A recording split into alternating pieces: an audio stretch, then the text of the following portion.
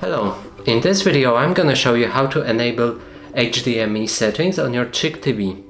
So to do this you'll need to press the home button on your Pilot. It's this button right here. So we're gonna press it, and now in the top right corner of the screen we can see the settings button. It's this little cog. So we're gonna press on that and then go to the system. And from system we can see HDMI settings right there. So we're gonna press on that and just enable CAC like that.